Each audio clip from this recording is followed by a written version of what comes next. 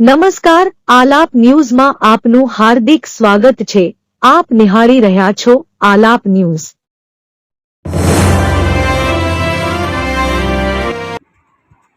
15મી જૂન એ ગુજરાતમાં વરસાદના પ્રારંભનો દિવસ ગણાય છે અને 15મી જૂન પછી ગુજરાતમાં વરસાદી ચોમાસું શરૂ થતો હોવાની વર્ષો જૂની પરંપરા છે।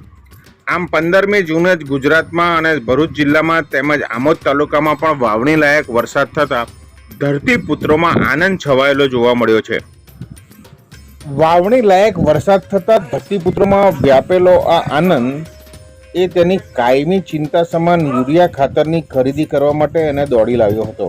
અને આજ રોજ વહેલી સવારથી આમોદની વિવિધ ખેડૂત મંડળીઓ ખાતે કે જ્યાં યુરિયા ખાતર ખેડૂતોને આપવામાં આવે છે એવી મંડળીઓ આગળ વહેલી સવારથી ધરતીપુત્રોની લાંબી કતારો જોવા મળી હતી। હાલ તો યુરિયા ખાતરની ધરતીપુત્રોને પોતાના પાકમાં નાખવા માટેની આવશ્યકતા નથી, પરંતુ જ્યારે ખેડૂતોને પોતાના પાકના વિકાસ માટે યુરિયા ખાતરની જરૂર હોય છે ત્યારે ભૂતકાળમાં અનેક વખત યુરિયા ખાતરની અછત ઉત્પન્ન થઈ હોય છે અને તેના કારણે ધરતીપુત્રોને જરૂરિયાતના સમયે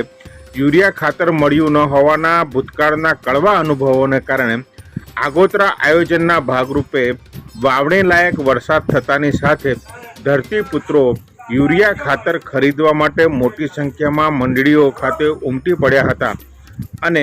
એના કારણે આ ધરતીપુત્રોની લાંબી કતારો જોવા મળી હતી। આમોદ તાલુકો એ કાનમ પ્રદેશ તરીકે ઓળખાય છે અને આમોદ તાલુકાના આ કાનમ પ્રદેશનો કપાસ એ વખણાય પણ છે અને કપાસ આ આમોદ તાલુકાનો મુખ્ય પાક પણ છે અને એના જ કારણે કપાસના પાકના ગ્રોથ અને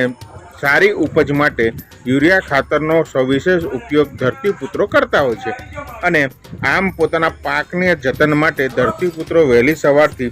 ખેડૂત મંડળીઓની કચેરીઓ ખાતે યુરિયા ખાતર ખરીદવા માટે ઉમટી પડ્યા હતા અને આ ખેતરોમાં નાખવા માટેના યુરિયાની ખરીદી માટે મોટી સંખ્યામાં આવી પડેલા ધરતીપુત્રોને કારણે આ ખેડૂત મંડળીઓની આગળ ખેડૂતોની લાંબી કતારો જોવા મળી હતી। આ કતારોમાં કેટલીક ધરતીપુત્રોની સાથે મહિલાઓ પણ જોવા મળી હતી, કારણ કે કેટલીક વાર જ્યારે લાંબી કતારો હોય છે ત્યારે મહિલાઓને પ્રથમ તક આપવામાં આવતી હોવાને કારણે કેટલાક ધરતીપુત્રોની સાથે પોતાની પત્ની દીકરીઓને પણ લાવતા હોય છે।